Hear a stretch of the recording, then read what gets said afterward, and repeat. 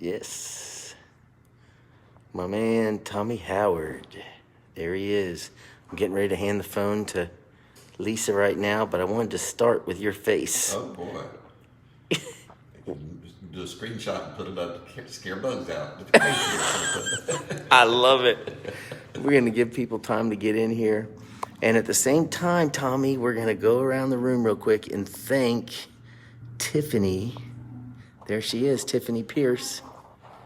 Hi. Thank you, Tiffany, for sharing your space with us. Thank you so much. Welcome, Mr. Tommy. Good to be here. All right. We're here. And Bradley's over here. He's working on some things over here. Yeah, we're at the Polly's Island Welcome Center. Yes, We're over welcome. here beside Starbucks.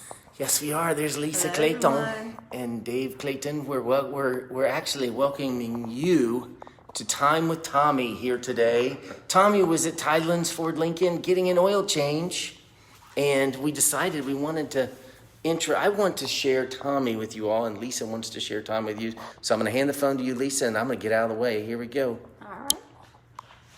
All right.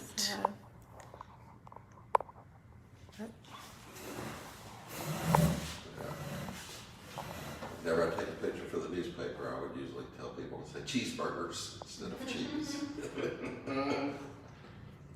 First still shot, whatever. You're the man. Thank you for being here. You betcha. Thank you so much. I enjoy it. So, we've known each other for a long time. Yeah. We've known your family, Thomas and Nikki, and a lot of your family for years and years.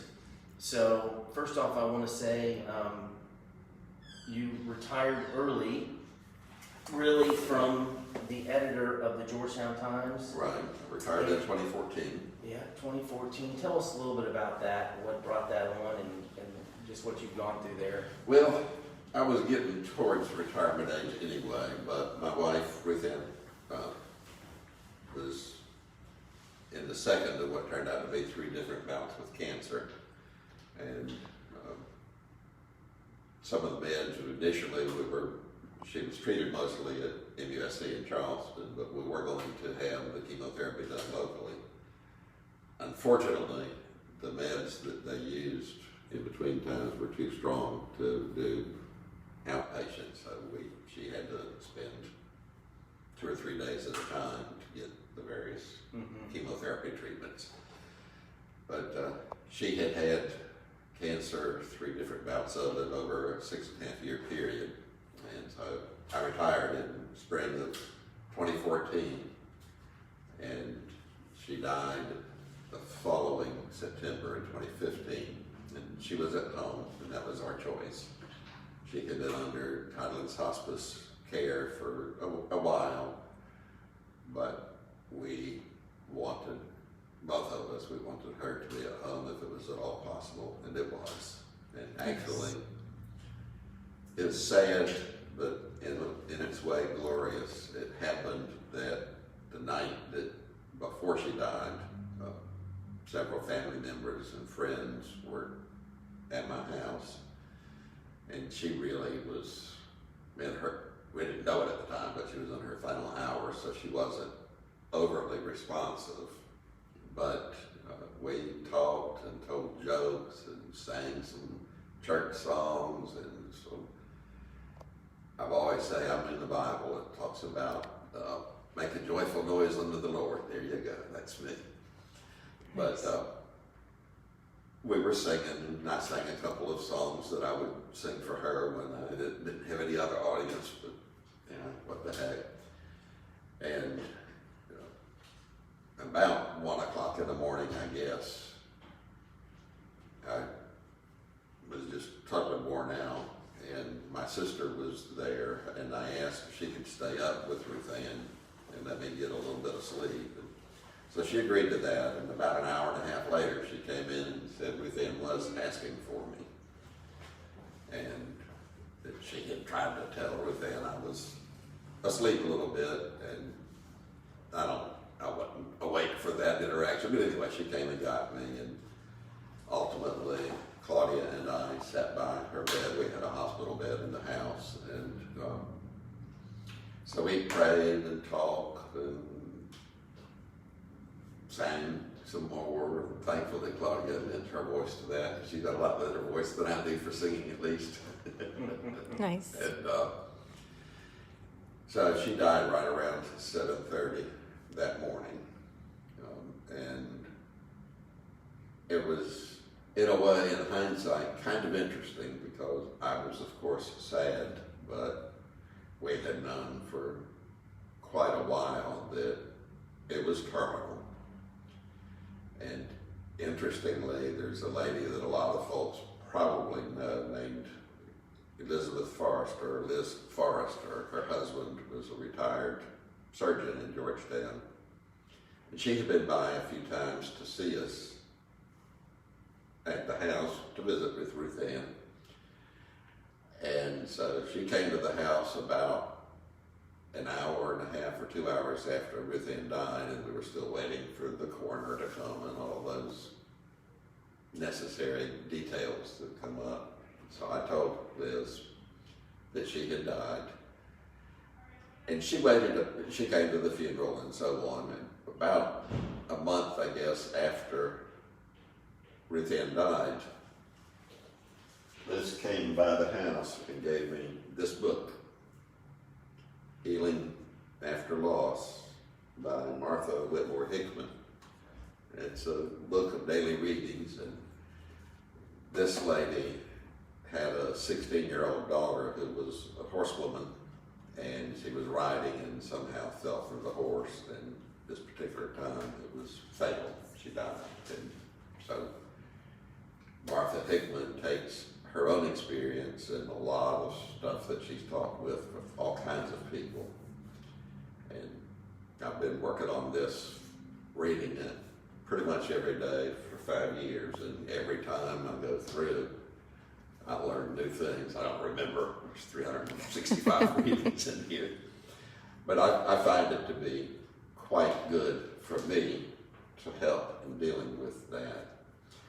And one of the things too that I think is important for people in general who have had somebody in the family or a close friend die.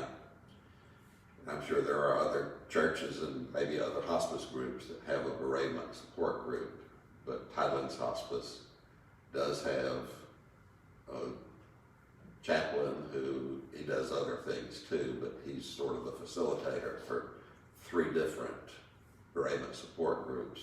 There's one in Georgetown that I attend. There's one here in Pawleys Island and another one up in Garden City, Surfside. And our Presbyterian Church, Georgetown Presbyterian. The one at Pawleys Island is at Pawleys Island, or at Precious Blood Catholic Church here. And the one at Merle's Island at Garden City is the Good Shepherd Lutheran Church. So it's my point there in relating that is, one, to give the location, and 2, doesn't matter what your faith is, they welcome anybody to come, and you can come one time, or you can do like several of us, and we keep going pretty much on a regular basis. The Georgetown group that I'm in, it meets twice a month on the second Tuesday of the month, and I missed a few times, but more or less I've been going regularly. So you feel like there's probably someone out there that's dealing with grief in a way that they need help. Yes. So you want to share that. That's great, Tommy. Yeah. Thank you for that. I wrote, in fact, about 1.5 years ago, several stories for the newspaper. And the first one was about some of what I've just related here.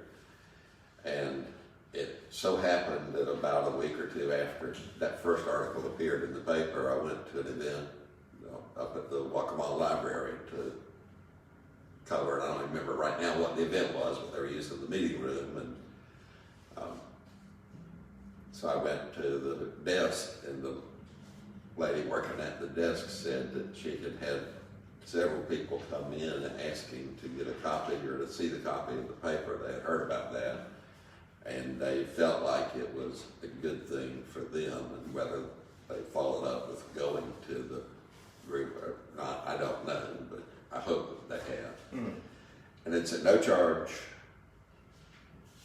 You could go again one time or every time that it's available, or you can go to more than one of the groups if you would like to.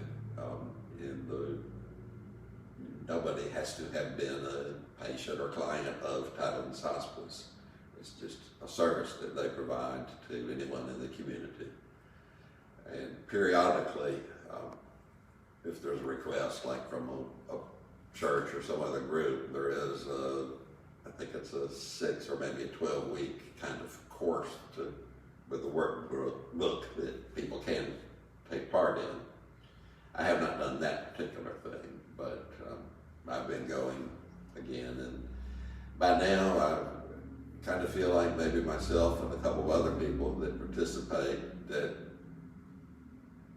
we might not really offer any fresh insight, but by being there when we've gone through the death of a loved one and just stuff of like keeping the house clean, answering your mail, making the doctor's appointments, especially oftentimes ladies might need to come to Tidelands Ford or some of the car dealer for service or whatever. And quite often one spouse maybe tends to that kind of stuff, and then if that one dies, the other husband or wife might not be so familiar. So it's a process to get through, and it's a lot of just nitty-gritty, mundane details, but they're important to deal with. One of the things that Martha Hickman in particular, she's used in several of the writings different ways, but I kind of like this as far as dealing with grief. She says, right around the time that your loved one dies, you feel kind of like you're in a tsunami and waves 100 feet tall are crashing on you every second. And it's kind of the feeling of being overwhelmed and, oh no, what am I going to do? And you probably don't ever get over the loss of a loved one, but as time goes on, the way she describes it, maybe the waves recede to 75 feet and then 50 feet and then 5 or 10 feet. And instead of every second, the time goes on. And the point of all that, of course, is an analogy, but just to let folks know that you can make it through. It's tough, and it's been close to 6 years since my wife died, but occasionally I'll still have a time where it could be a song or whatever it could be.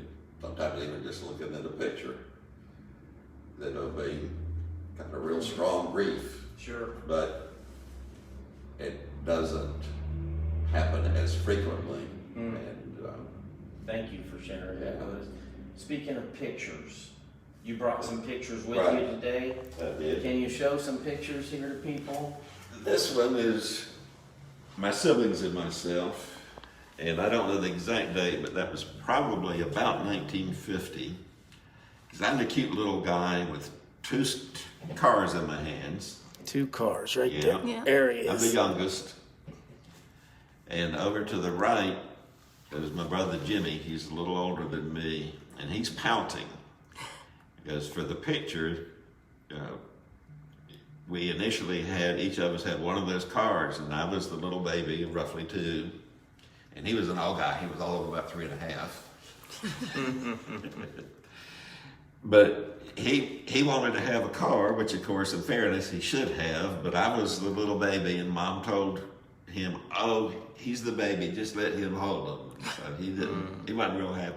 And actually, I like that, and I think Jimmy does too, pretty much. I didn't bring it, but there's another picture taken right after that. I've still got the 2 cars, but he's no longer pouting. So it's okay. Was that at Waddell? That was at Waddell Ranch, Ranch, which is outside Georgetown.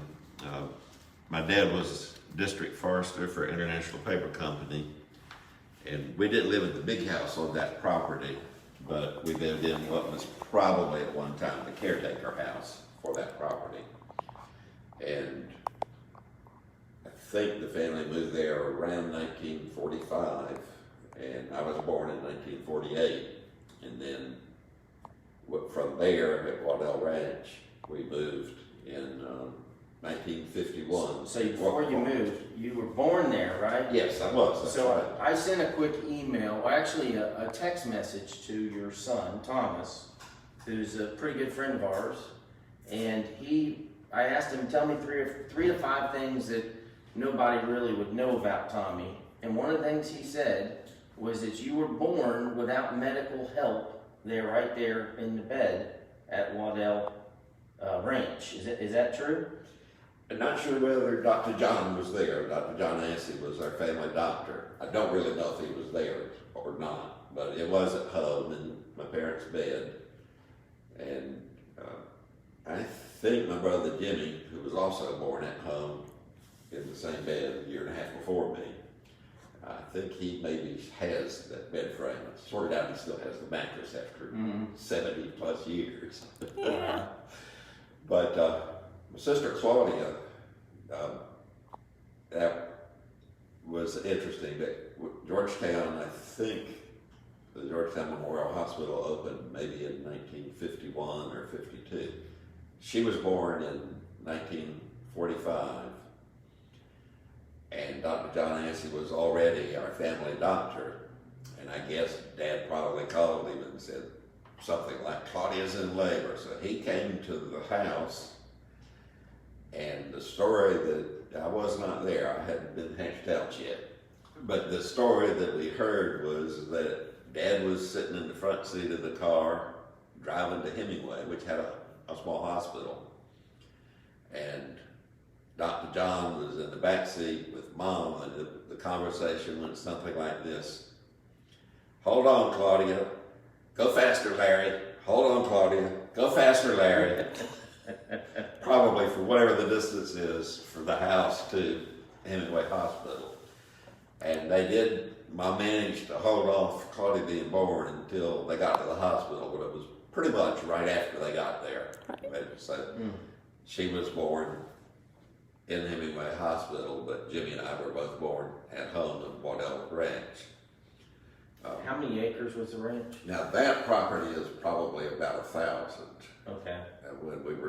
When I was 3 and we moved to Walker Farm, that's halfway between Georgetown and Andrews on 521 17A, right about where the 9 Mile Curve is.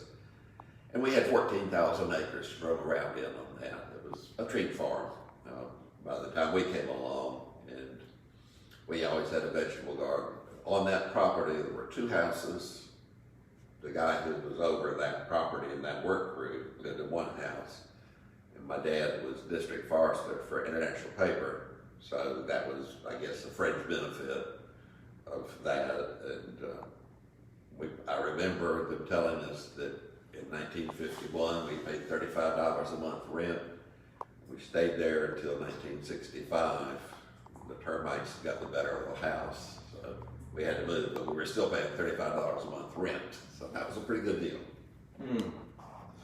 And in between the 2 houses, there was an equipment shed, and also with all of those 14,000 acres, there were probably some roads existing, but they built roads to get to the various areas and to do logging when that was appropriate. And one of the things a lot of folks probably don't think about, but when you build a road, you got to have a ditch along the side of it, and if you want to get for the road over yonder, you have to cross the ditch. So they would make concrete pipes, culverts, at that property where we lived. And fast forward to 2020 and 2021, I've read several articles for the paper, but Georgetown County and the Winyah Rivers Alliance together have purchased 680 acres, I think it is. And they've developed what used to be Rocky Point Park into Rocky Point Community Forest. And right by where the boat landing is, there's, I think it's 7 picnic tables. 6 of those 7 were cast at Walker Farm, where I grew up back in the 1950s. And they're not moving anywhere, they're still there. It seems like when I was a kid, we were told that the top of those picnic tables weighed about 500 pounds for a country. So it's pretty steady. Pretty solid. And they're still there. Folks go out to Rocky Point Community Forest, and it is managed by the county, so it's a county park. If you want to have a picnic lunch there, there's those cement tables still hanging around from all those years ago. So when did you learn that you wanted to do something creative writing?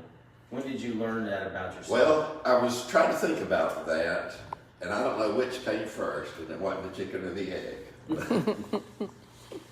But when I was in Cub Scouts, my mom was den leader, and this was during the time that Alaska was being admitted to the United States. And for a Cub Scout Blue Gold Banquet, which would typically be in February each year, that's the anniversary of the birth of Boy Scouts, there would be a big pack meeting, and every den in the pack would do a skit of some sort. And so for that particular year, since Alaska was to be admitted to the Union sometime real close to that, we had a skit about the purchase of Alaska, and in that skit I played a reporter. I was about 9 years old, roughly. And I had a hat. My mom had made a little news card to stick in the hat band, and I had some sort of notebook, and I asked Secretary of State William Seward some question about the purchase of Alaska from the Russian Empire, and which that purchase was 1967. So I portrayed a journalist then, and then around that same time, I happened to see an ad in probably in a comic book that you can make money by selling grit newspapers.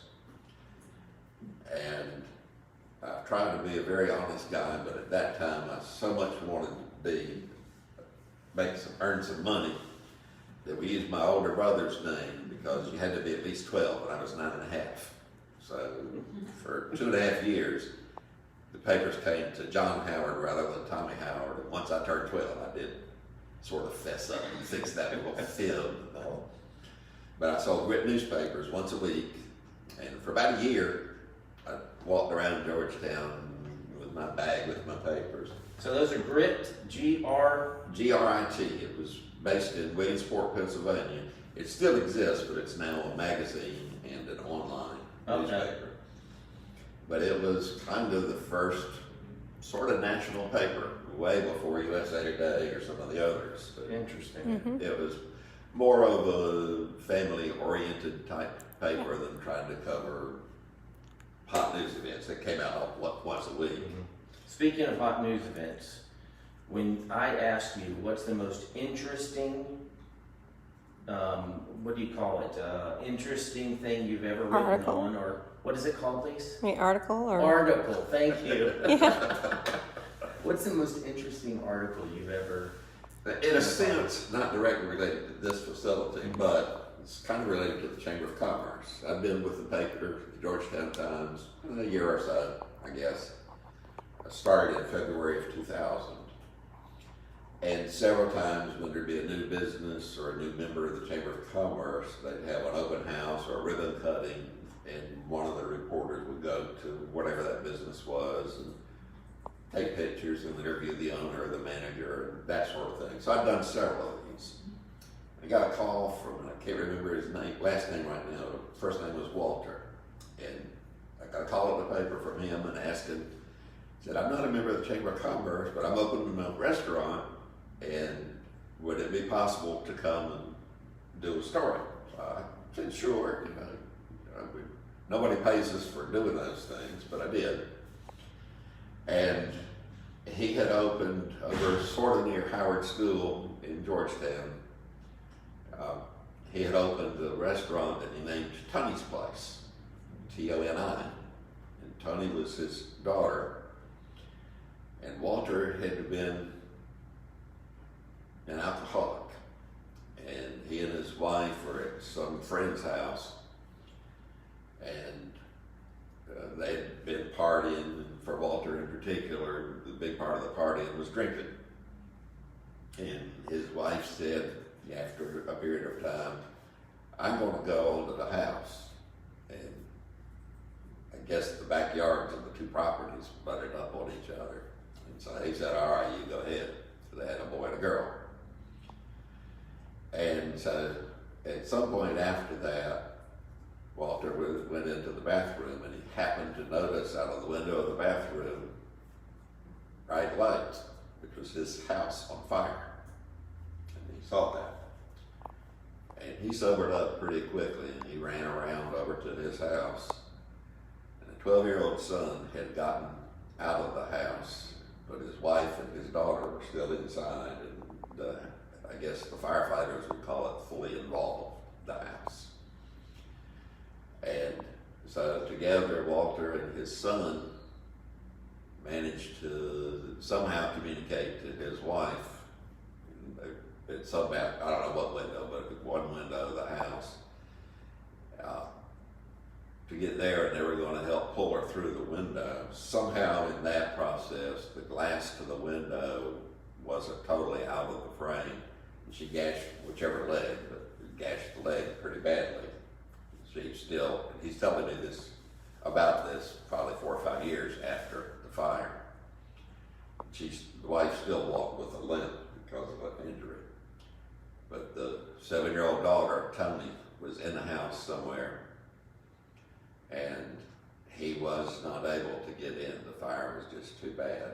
And he could hear his little girl screaming, "Daddy, please help me, please help me." And he couldn't do it. And she died in the fire. And so his house was pretty much totally destroyed. Just the shell of it was left, and he had a car, a truck, whatever. He was a carpenter by trade. And the car was destroyed. So he had a bicycle. I don't know if it was a bicycle that wasn't damaged in the fire, but he would ride around Georgetown on his bicycle, and he'd find construction sites where you got this piece of lumber or part of a sheet of plywood that you don't need. You cut it off or whatever. And he'd ask permission, and he'd get those scraps of lumber and the sheets of plywood and occasionally wiring or pipe, whatever. And he personally pretty much rebuilt his house by doing that. And his bank was the Bank of America in Georgetown, and I talked with the bank manager after to verify what he was telling me. But once he had rebuilt the house, he went in and he had a business plan written out already that he talked to the bank manager about, and he got a loan to buy another old house of some sort. And he repeated this process multiple times, but he'd buy a house, fix it up, and he would rent rooms to people like himself that had been alcoholics or down on their luck, and he'd rent them at a fairly low price to cover whatever his cost was and make a little profit, but not a bunch, to give those folks a place to stay. And he had done this for several years, and probably some houses he also kind of flipped. He would do the work pretty much himself. But he decided to open Tony's place as a restaurant, and it was a meat and three type restaurant. And he wanted that to honor and remember his daughter.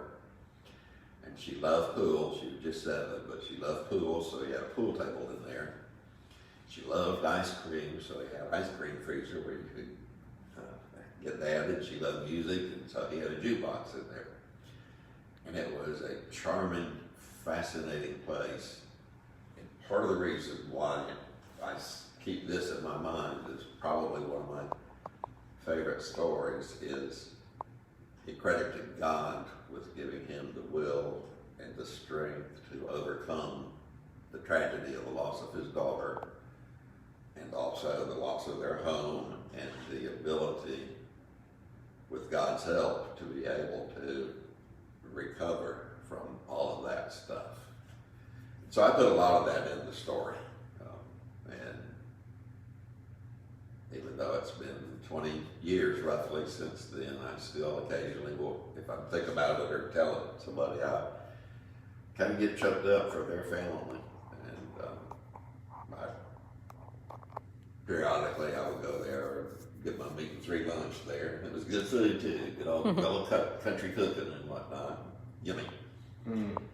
But I guess in a way, that story, which was early on in my time with the Georgetown Times, it sort of helped me to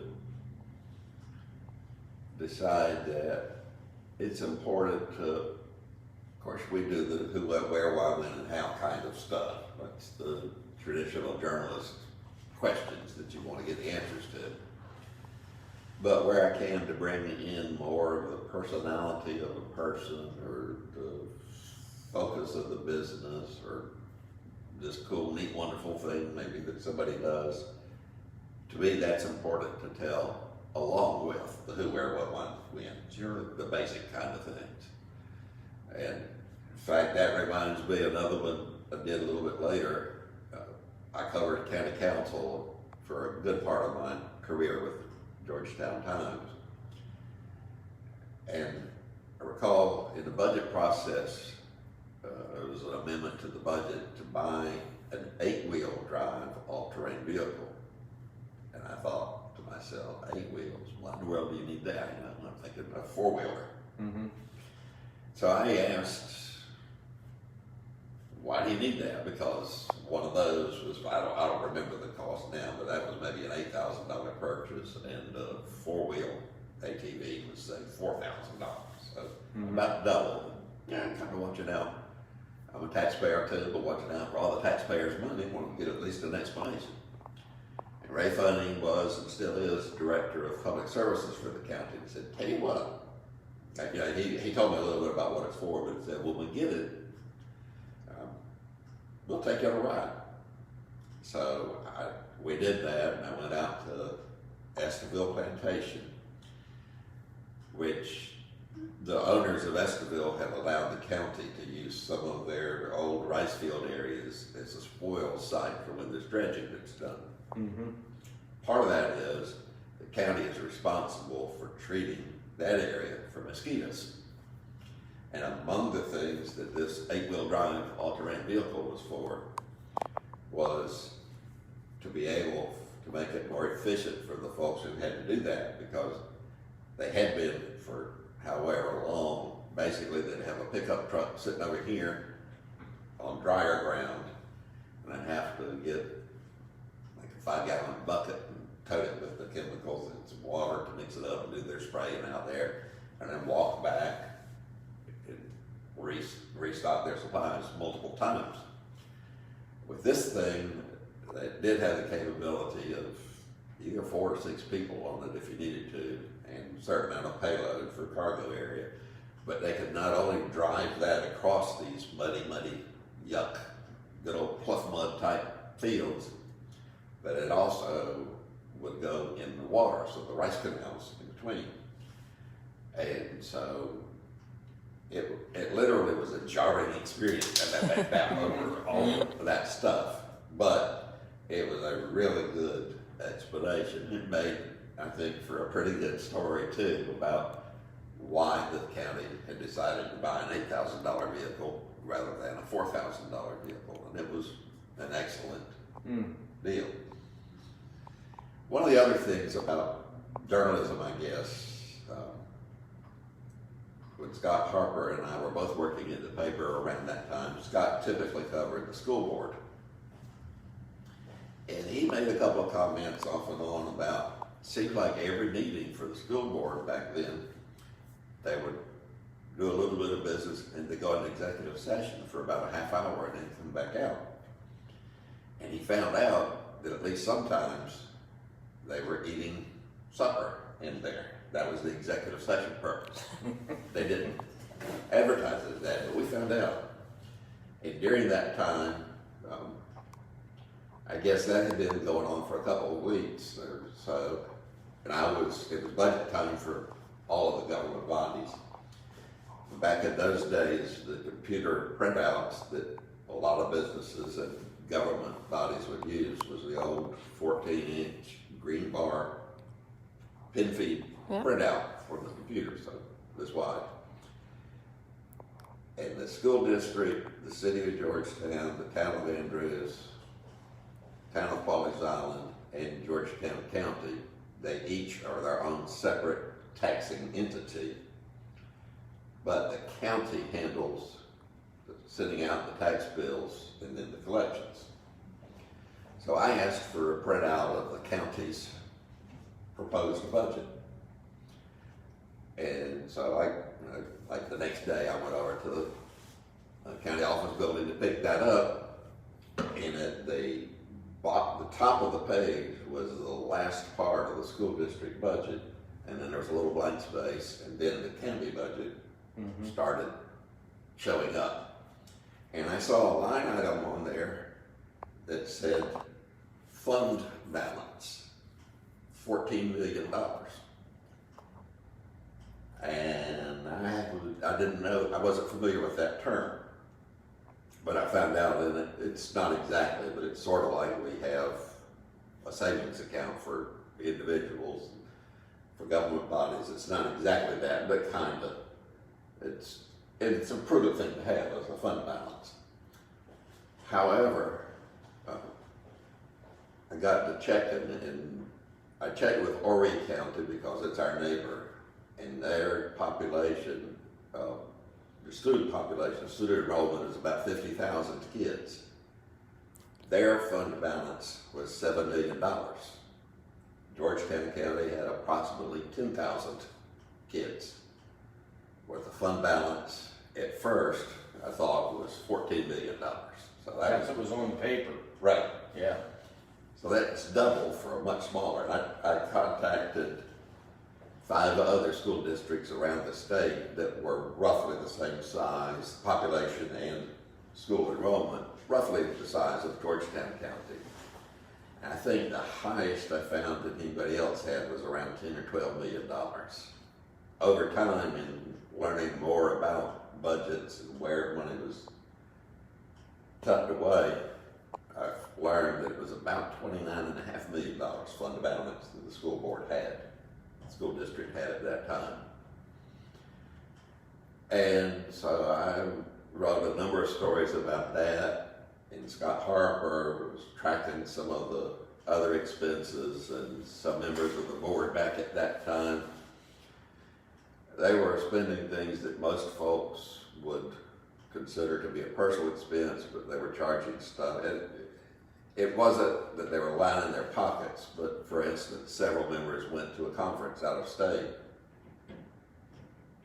3 members, I think it was, flew from Myrtle Beach to, I believe it was in Raleigh, North Carolina, and they stayed at the conference hotel, which back in 2002 or 2003, whatever year, was $150-something a night. There were other members who went to the same conference, but they drove a car, and they stayed at a Days Inn at like $39 a night, and other things related to that. So together, Scott and I reported on that, and I did more on the budget. Ultimately, we got a State Press Association Public Service Award for that year for the state for all of that. Also, ultimately, several folks decided they were going to run for school board, and they defeated some of the incumbents who had been part of that. Again, I don't know that anybody actually got a dime and put it in his or her pocket. But if some folks could spend the night of the conference for $39, why do other members of the board need to spend $159 a night? Sure. And that kind of thing. And they also cut out the meals during executive session. Did they? They did. And there was a whole bunch more, but it was hard in a way to go after that and sort of go after people who are in a way people in power. But what's most important is the general population. And apparently the voters of Georgetown County felt that it was important enough that of the incumbents who were up for election, only one of them was elected to a new term, and actually I don't think he had anything at all to do with any of that. At that particular conference, he was on the board, and he chose not to go because he'd been before, and he looked at planned session, he said, I don't need to spend taxpayers' money to go to this conference. Good deal. So, Interesting. anyway, that was, I think, a good public service that we did at the Georgetown Times. And I've got another question for you. yes, sir. You were going to say, and finish what you were thinking. That's all right. Go ahead. What do you love most about Georgetown County today? Most of the people. Tied in with that, I love history. And lately, the stories that I did retire in 2014, and about a year and a half after Ruth Ann died, and I started doing freelance work again for the paper. And I do other stuff too, but a lot of what I write about now is history. And way back in the dark ages, when I went to USC, I was torn between a journalism or a history major. So I majored in journalism and I minored in history. And have you ever seen the history of the book, The History of Georgetown County? We have a copy of it. And yeah. The guy who wrote the book was one of my history professors, Dr. George C. Rogers, Jr. The very first day of class when I had it, or in one of the auditorium type classrooms at the University of South Carolina, about 150 kids. And he said, all right, I want you, this is the very first day of class, and he did the typical write his name on the board, what the textbook was. He said, we're going to take a few minutes. I want you to find the seat where you're going to be every class session for the semester. That's how we moved around. And he didn't want us to leave space between, an empty seat in between us. So to accommodate 150 kids, that had to be roughly 300 seats in that. So it's a pretty large classroom. So then he said, all right, I don't like taking roll, but university says I need to do it every day. Because back in those days, they reported so many absences or tardies, and if you exceeded whatever the number was, you might be kicked out of the class, basically. So he said, today when I call the roll, I'm going to stare right at you. I want you to respond, Lisa Clayton. And so I want you to respond, and I'm going to stare at you, but I'm going to do that for everybody. I'm not picking you out, Lisa. So he went through the whole class, 150 of us. He said, and after he'd done that, he said, now, here's the deal. You're in your seat, you're going to be in for the year. I'm not going to take the 10 or 15 minutes that it would require every class session to go through all of that. So I've got a seating chart. And whatever the class start time was, 10 o'clock, anyway, 10 o'clock, it's your responsibility to be in the seat. I'm going to take 30 seconds to look around the room, and any seat that's vacant, you're absent.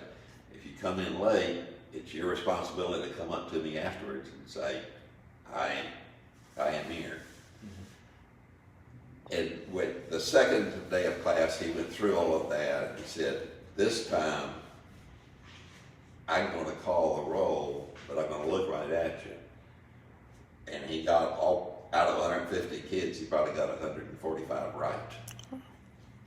It was one of the most phenomenal demonstrations of memory that I think I've ever seen. Wow. And so every day, then when we'd have class, they could, and he was done. So he met the university's requirement of taking a roll, but he didn't take the time to do it. So talking about history. Yes, sir. Your favorite things history-wise that you like to study about South Carolina or about Georgetown County? What do you particularly like about writing history of South Carolina? Well, personally, I find it fascinating, whatever the stuff is, and hopefully enough readers will enjoy that too, that they can learn something new. And it kind of reminds me about Lisa, there's my wife and myself when I graduated from USC. And it happens, my son Thomas, you can't really tell it in that picture, but this was in August of 1969, and Thomas was born in September of 1969, so she was quite pregnant with him. Mm-hmm.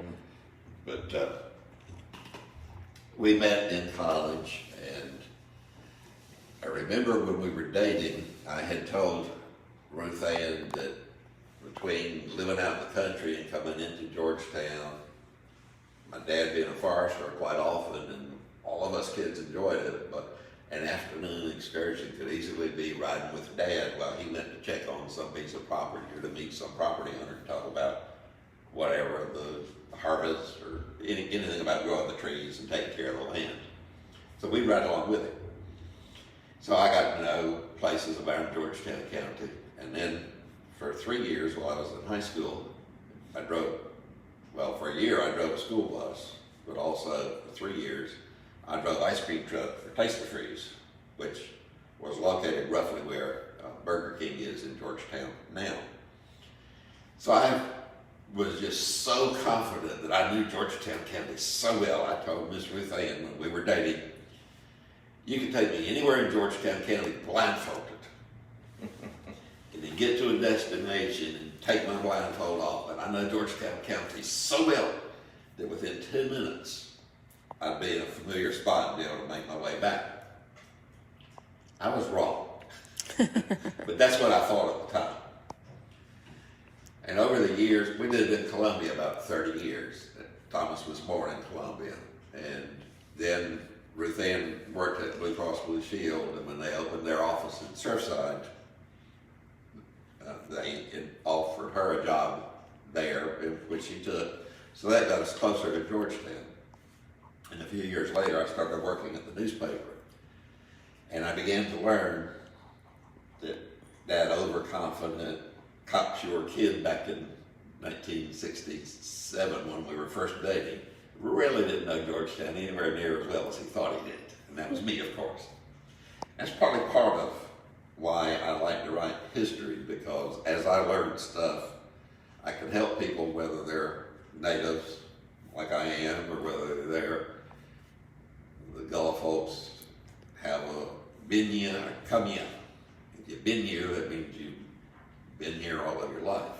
If you go kamya, you come here recently from somewhere else. And so for the binyas, a lot of them don't necessarily know some of these places that I happen to come across. And for sure, a lot of the kamyas, they don't have a clue. Which is fine, sure, yeah. And so I enjoy that. I enjoy history, and like during the colonial years and the early years of our country, the rice plantation, the rice growing was a big part of South Carolina, and in particular Georgetown County. And it's, I think, probably still true to a certain extent, but Charleston, a lot of people who live in Charleston and work in Charleston, they consider it to be the holy city. You know, there, all the rest of the state is, that's okay, but Charleston's hot stuff. And I'm not saying that derogatorily. I belong to a couple of Charleston history groups on Facebook, and I enjoy them and get a lot out of them. But oftentimes it's interesting to me when I'll read somebody who has a post there, or even articles from history over the last few centuries. There will be some mention of somebody such as Christopher Gadsden. For good or ill, probably a lot of people are familiar with the rattlesnake flag, the Don't Tread on Me flag, or the Gadsden flag. The same flag, but called rattlesnake with a yellow background. And almost always, people refer to his hometown, they will say Charleston. And that's sort of true, but it's not true. It's not the whole truth. His father had a plantation in Georgetown, and with debt or whatever, something like around 1740, Thomas Gadsden, to meet financial obligations, he sold the land in Georgetown. So his son, Christopher Gadsden, was born in Charleston, but when he made some money, he was a merchant and such, he bought what is today Beneventum Plantation. That's a part of the property he bought around 1757 or 58. And he owned that land until he died in 1805. And he probably spent most of the time, as much time in Georgetown as he did in Charleston. And so whenever I see one of these things on a Facebook post or whatever from some of our friends in Charleston about Christopher Gadsden of Charlestown, or Charleston, I say, well, yeah, but, and I'll put in at least a little bit about his background. And several other folks. How about Hopsawee Plantation? You just I visited down there and did a Right, little- right, and I have been several times, but with the pandemic, of course, lots of folks were homeschooling kids or grandkids, and for my grandson Hayden, he's been homeschooled. His mama helped him with the other stuff, but he and I did history stuff, and so we scheduled to go on a tour of Hopsawee first week of June. They had been closed like a lot of places for the pandemic and whatnot, but they reopened in early May. So we did the house tour, and I've read one story that's online in the paper. It was in print, and I've got another one that I am going to write about, but Thomas Lynch, he's called Thomas Lynch Sr., but actually his daddy was also Thomas Lynch. But Thomas Lynch had the house built around 1735 or 1740. And Thomas Lynch Sr. was involved in the colonial assembly in South Carolina when it was still a royal province. And then he was a delegate to the Stamp Act Congress, First Continental Congress, and the Second Continental Congress. And his son, Thomas Lynch Jr., was educated first at the school that the Winona Indigo Society had in Georgetown. And then he went, like a lot of planters' sons would do, he went to England for some additional education. And while he was in Philadelphia at the Second Continental Congress, Thomas Lynch Sr. had a stroke. And so the delegates in Philadelphia, the South Carolina delegates in Philadelphia, got word back to South Carolina. He's had a stroke, he can't really participate. So they first asked Thomas Lynch Jr. to go, and Lynch Jr. was a captain in the South Carolina militia, and his commanding officer was Colonel Christopher Gadsden. And he said, I need to go up to Philadelphia and help Pop out. And Christopher Gadsden essentially said, no way, Jose. So somehow they got word back, and they did not have cell phones or telegraph or whatever, but anyway, they got word. And so the delegation in Philadelphia said, how about appoint Thomas Jr. to be another delegate? And they did, and so then he was able to leave and go to Philadelphia, and Thomas Lynch Jr. ultimately signed the Declaration of Independence. And he was born at Hopsawee Plantation. And some folks probably don't really know this, but the signatures on the Declaration of Independence are grouped by state. And in the South Carolina signature block, I forget whose name is first, but anyway, there's one signer, and then a blank space, and then the other four signers from South Carolina. And on purpose, they left the blank space for Thomas Lynch Sr., who was still in Philadelphia but was not able physically to attend the meetings. And they signed the document probably around August the 2nd, something like that. It was approved on July 4th, but the final draft. And so Thomas Lynch Sr. and Jr. sometime later decided to return to South Carolina. And then apparently they were taking it in travel a distance and then stopped for a few days and then travel some more. And they had made it to, I believe it was Annapolis, Maryland. And Thomas Lynch Sr. had another stroke, and I don't know how long, but he died there and is buried in, again, I believe it's Annapolis. I know it's in Maryland. He's buried there. And then Thomas Lynch Jr. continued the journey back home to South Carolina. Actually, by this time, the father had already sold Hopsaway Plantation to someone else. But Thomas Lynch Sr., I think, owned maybe 7 rice plantations, some in Georgetown and some in Charleston District, it was called at the time. And he had given Thomas Lynch Jr. Peachtree Plantation, which was also on the Santee River. Hopsaway is on the North Santee. So that's where Junior returned. And then he had, while he was in the militia on active duty, he had gotten sick with what they called bilious fever, which apparently was an outgrowth of malaria. And that plagued him the rest of his life. And so doctors had said, you really probably should try to go to France. It was a better climate.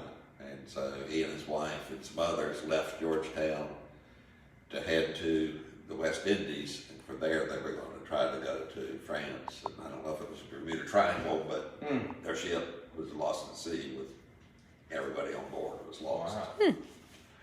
So You brought a newspaper with you. I did. What's that about?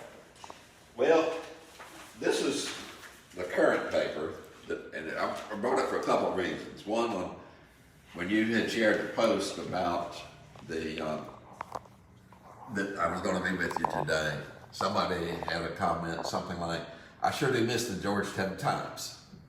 Well, the Georgetown Times is still around, has been since 1798. It's the oldest paper in South Carolina. We're owned by the Post and Courier Company out of Charleston. We have been since 1973. They have expanded from their Charleston base really to the whole state. So they building here on the Georgetown Times and expanding into Myrtle Beach are doing similar thing in Columbia and in Greenville, and there was already a daily paper in Aiken. So more or less, Post and Courier is covering the whole state.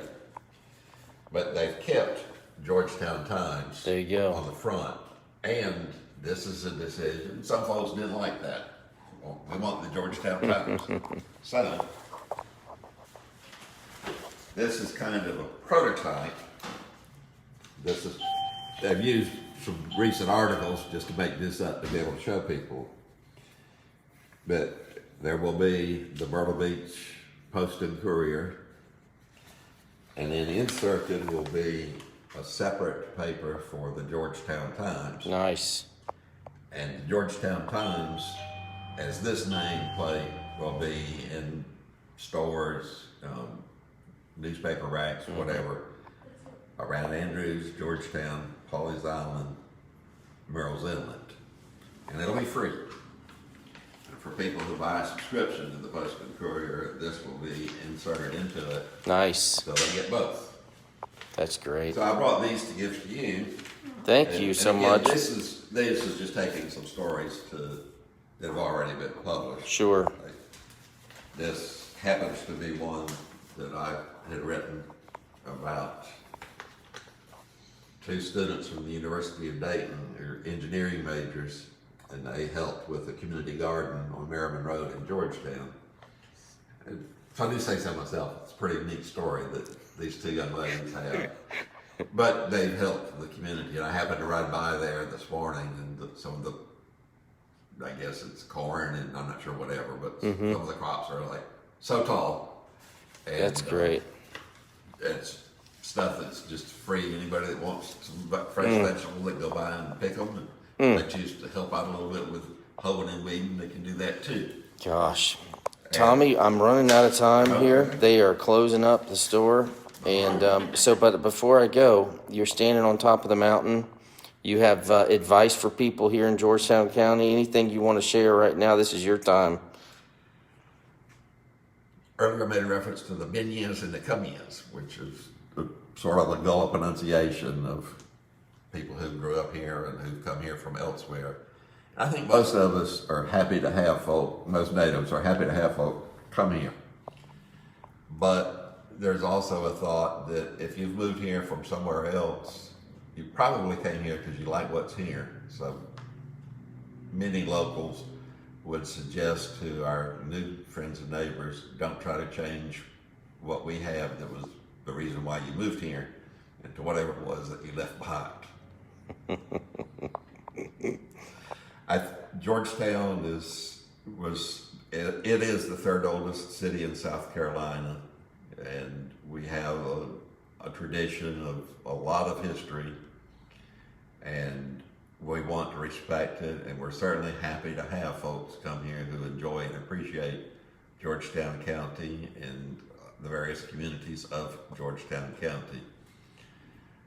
And realize this is a slower paced area maybe than whatever you might be used to from wherever you came, but it suited us well for a long time.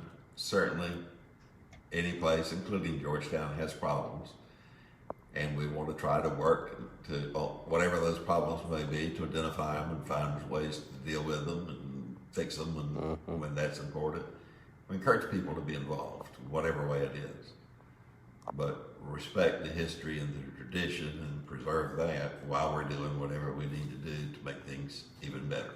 That's great. Well, I thank you so much, Tommy. We are signing out of here, Lise. You ready? Okay. Thank you so much, Tiffany, Bradley. Thank you so much. Time with Tommy. All right. It Great was to be with y'all today. Yes, thank you so much, Tommy. We're signing out.